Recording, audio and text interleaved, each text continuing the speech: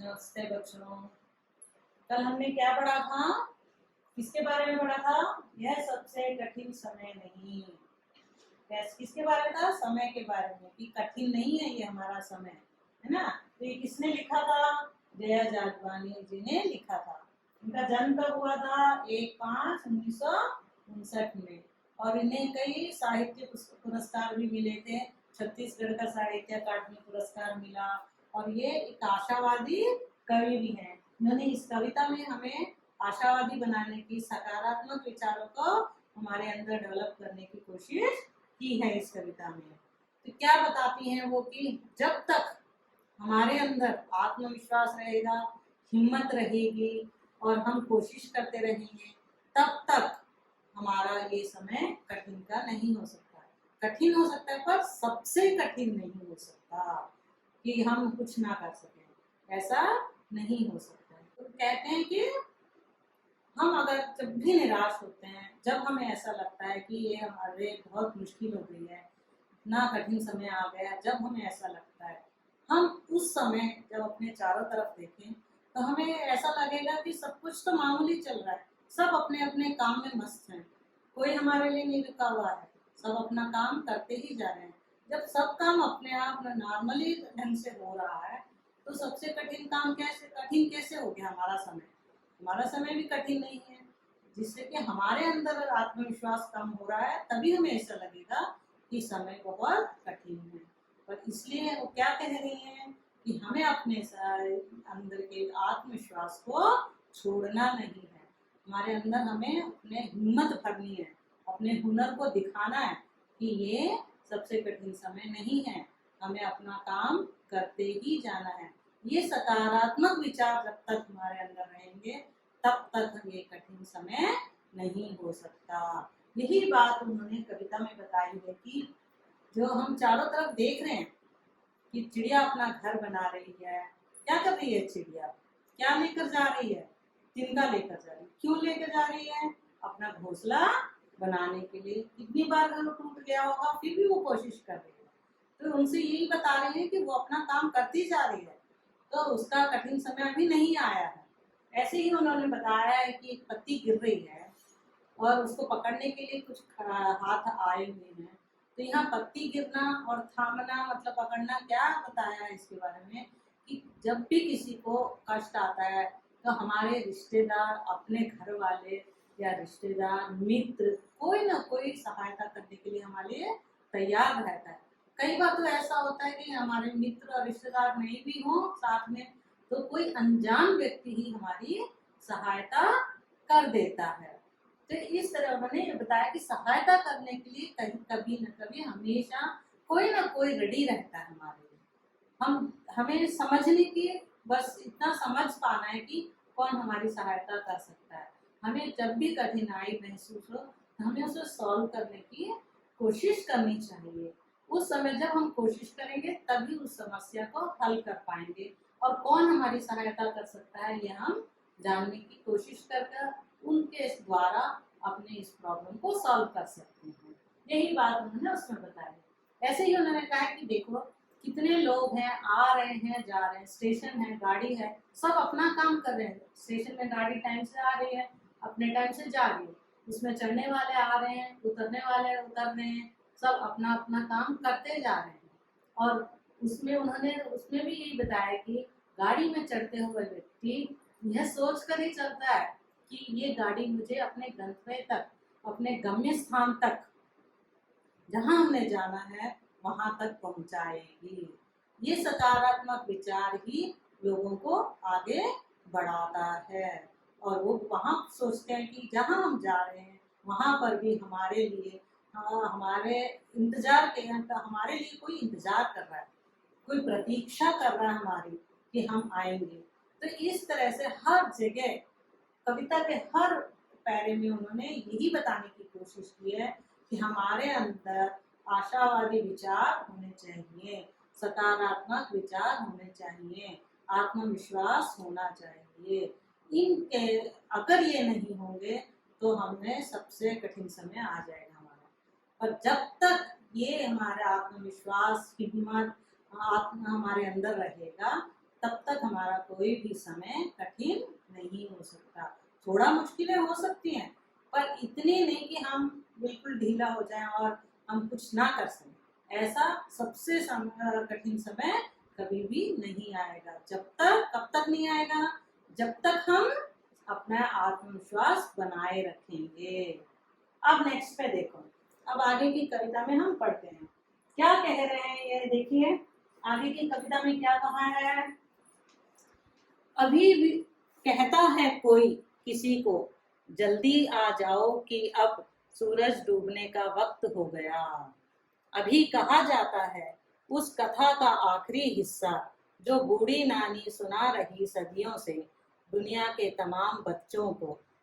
अभी आती है एक बस अंतरिक्ष के पार की दुनिया से, लाएगी बचे हुए लोगों की खबर। नहीं, यह सबसे कठिन समय नहीं। तो क्या बता रहे हैं यहाँ कविता में? यही कहा जा रहा है कविता में कि हम जब भी बाहर जाते हैं, आप लोग भी जाते हैं या हम लोग भी जाते हैं, घर वाले हमारे पेरेंट्स, आपके पेरेंट्स या घर में जो भी रहता है, क्या कहते हैं? अरे लेट मत करना, जल्दी आ जाना, अंधेरा होने तक नहीं रहना, सूरज डूबने तक ना रहना। क्यों कहते हैं ऐसा? क्योंकि उन्हें हमारी चिंता होती है कि हमें कोई अंधेरा होने के बाद हमें कोई परेशानी ना उठानी पड़े।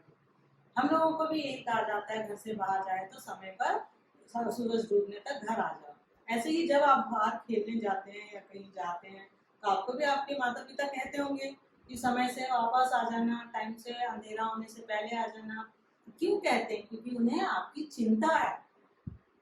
वो सोचते हैं कि आप कोई परेशानी ना उठाएं, अंधेरा होने के बाद आपको कोई मुश्किल ना हो, इसलिए वो आपकी चिंता करते हैं। तो आपकी चिंता के कारण ही वो ऐसा बोलते हैं कि समय पर घर आ जाओ। देखो हमारे लिए कितने लोग हैं चिंता करने वाले, तो हम क्यों सोचे ये हमारा सबसे कठिन समय है?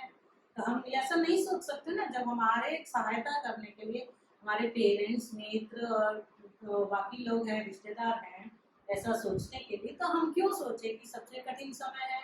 तो यहाँ हम नहीं सोच सकते कि सबसे कठिन समय है ना।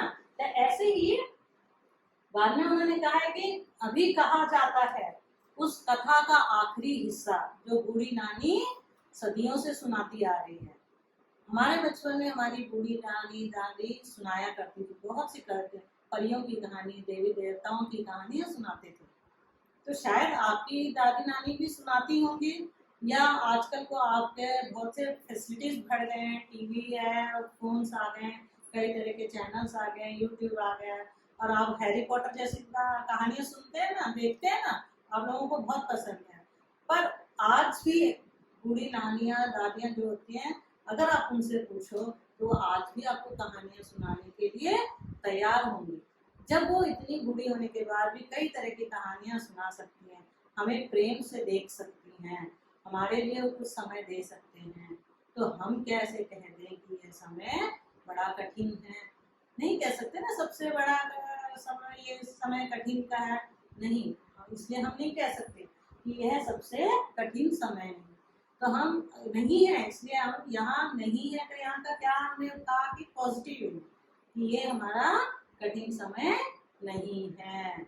हम और भी कुछ कर सकते हैं, हम जो करना चाहते हैं कर सकते हैं। तो इसी तरह बाद में बताया है अभी आती है एक बस अंतरिक्ष के पार की दुनिया से। अंतरिक्ष कहाँ? अंतरिक्ष का मतलब आकाश, स्पेस। तो वहां से भी हमारे देखो आशावादी कविता में इन्होंने क्या बताया है जया जी ने, कि वो कहती हैं कि अभी तो हम यहाँ धरती पर रह रहे हैं, शायद हम आगे फ्यूचर में चंद्रमा पर रहने लगे। अभी कुछ लोग ढूंढ रहे हैं ना कि चंद्रमा पर यहाँ जीवन है कि नहीं। तो अगर हम फ्यूचर में चंद्रमा में गए तो वहां से भी शायद बसें आना शुरू हो जाए और हमारा जीवन चंद्रमा तक पहुंच जाए, हम लोग जाके चंद्रमा पर रहे या वहां रहने वाले हमारे पास आ जाए। तो कितने लोगों की खबरें यहाँ से वहां तक जाएंगी। खबर मतलब है मानना ना, समाचार एक दूसरे को पास करना। इतना पॉजिटिव है, सकारात्मक है कि हम वहां तक जाने की सोच रहे हैं, तो कैसे कह दें कि यह सबसे कठिन समय है? इसलिए कहते हैं कि ये सबसे कठिन समय नहीं है। हम इतने सकारात्मक विचारों से हैं, हमारे अंदर इतना आत्मविश्वास है, हम चंद्रमा तक जाने के लिए तैयार हैं, तो यह कठिन समय कैसे होगा।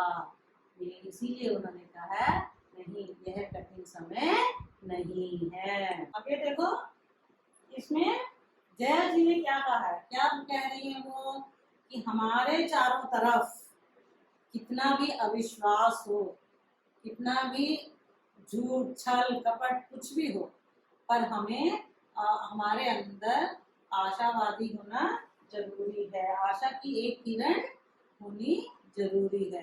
इसीलिए जया जी के मन में भी आशा की किरण अभी भी एक बची हुई है, इसीलिए उन्होंने ये कविता लिखी है। सबके मन में आशा की किरण जगाने के लिए ही उन्होंने ये कविता लिखी है। तो ठीक है बच्चों, समझ में आया? अब देख लो, इसमें आई मीनिंग्स देखो।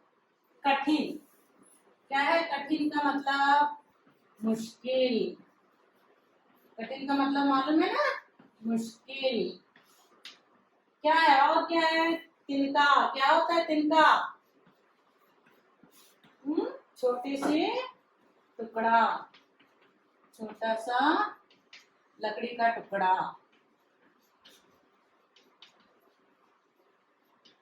छोटा सा टुकड़ा, बहुत ही पतला सा टुकड़ा। झरती। क्या है झरती? मीन्स गिरने वाला, गिरती हुई। ये हमने कल पढ़े थे, है ना। और उसके बाद देख लो, क्या है? प्रतीक्षा, इंतजार, है ना। वक्त। वक्त क्या है? समय, काल भी कह सकते हैं इसको, ये पर्यायवाची में भी आ जाता है। सूरज, दिवाकर, हाँ, भास्कर, रवि, सूर्य, ठीक है। और क्या? रात, रात्रि, रजनी, निशा, ये भी कह सकते हैं। और संसार क्या है? दुनिया, विश्व। इस तरह से ये मीनिंग है, कुछ पर्यायवाची है, ठीक है। अब इसमें आए कुछ, हम क्या देखेंगे? ऑपोजिट्स देख सकते हैं, आसान, मुश्किल। मुश्किल या कठिन, इसका अपोजिट क्या होगा? क्या होगा? विलोम शब्द क्या होगा? मुश्किल का आसान, है ना। आसान है ना। और क्या है? और क्या बोला, बता सकते हैं? बताओ क्या दिया गया है।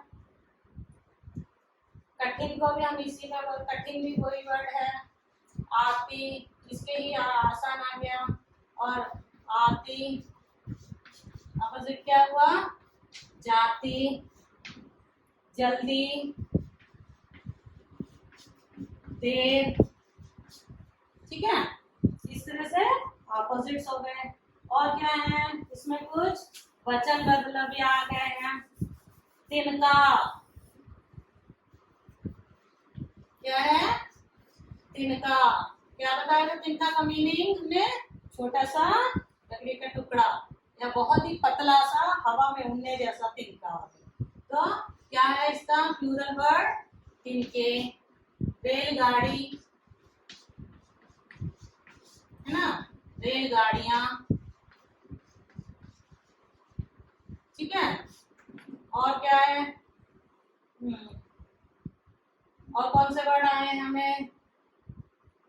ये देखो, अच्छा ठीक है। इसके बाद एक हमें लिंग आया है, लिंग देख सकते हैं। नानी, दादी, क्या होगा इसका?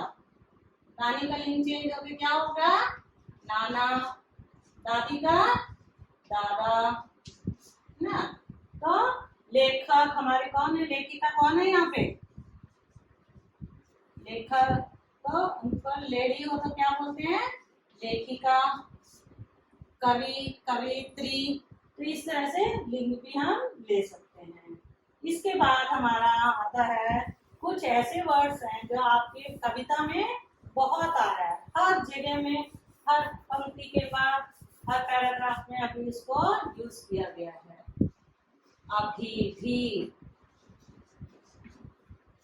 ये हर जगह देखा है ना आपने, यहाँ पर क्या है, अभी भी झड़ती, अभी भी भीड़ है, अभी भी कहता है, अभी कहा जाता है ना, अभी आती है। इस तरह से अभी भी वर्ड को कितना ही यूज किया गया, कई तरीके से यूज किया गया है। देखिए, अभी भी बारिश हो रही है। हाँ, और क्या बोल सकते हैं इसके सेंटेंस बताओ। मैं क्या दे सकते हैं, अभी भी आने को तैयार हूँ। और क्या दे सकते हैं, अभी भी पुलिस रात में घूमती है। इस तरह से हम अभी भी के सेंटेंस बना सकते हैं। ठीक है, समझ में आए। अब इसके बाद एक और है, इसमें एक और वर्ड का यूज किया गया बहुत बार। कुछ बता सकते हो कौन सा वर्ड है, हमारे पाठ में भी वो आया है, लेसन के नाम में भी। यह सबसे कठिन समय नहीं, नहीं, हर लाइन के बाद दिया हुआ ना, ये भी बताया ना कि नहीं है, ये कठिन समय नहीं है। तो अभी हम नहीं और अभी के सेंटेंस के साथ इसको नहीं को मिला के देखेंगे। नहीं, अभी भी धूप है। नहीं, अभी भी तुम झूठ बोलते हो। क्या कहा जा रहा है कि नहीं, मतलब कोई पूछ रहा है उससे तो वो बता रहा है नहीं, तुम अभी भी झूठ बोल रहे हो। ऐसे ही, नहीं, अभी भी शहर में कोरोना है।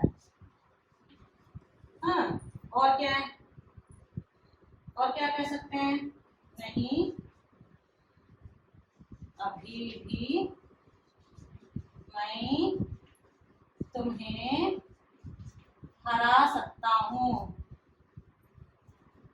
हरा सकता हूँ। देखो, तीनों सेंटेंस में क्या दिया, नहीं, अभी भी तुम झूठ बोलते हो, संदेह है कि तुम झूठ बोल रहे हो, नहीं, अभी भी शहर में कोरोना है या आतंक फैला है। तो इसमें क्या दिखाई दे रहा है, इस सेंटेंस में हमें भय, डर दिखाई दे रहा है। और यहाँ पे नहीं, अभी भी मैं तुम्हें हरा सकता हूँ, क्या है यहाँ पर इस वाक्य में हमें आत्मविश्वास के बारे में कि मैं भी अभी भी तुम्हें हरा सकता हूँ, मैं अभी भी जीत सकता हूँ। यानी दूसरे को हराना मतलब हम खुद जीतना। तो इस तरह तीनों में वर्ड्स वही है, नहीं अभी भी, नहीं अभी भी, नहीं अभी भी, पर यहाँ पे एक जगह संदेह है, एक जगह आशावादी और एक जगह डर के बारे में इन वाक्य के इन शब्दों से द्वारा अभी भी नहीं के द्वारा बताया गया है। क्या यहाँ पर नहीं, अभी भी तुम झूठ बोलते हो, संदेह है। और यहाँ पर क्या है, डर, अरे नहीं, अभी भी कोरोना है हमारे शहर में, यहाँ है डर के मारे हम बोल रहे हैं। यहाँ पे है आत्मविश्वास, अपने ऊपर का जो पूरा उसका विश्वास है कि दूसरे को हरा सकता है, वो बताया गया है। ठीक है बच्चों, समझ में आया? ठीक है, ओके, धन्यवाद।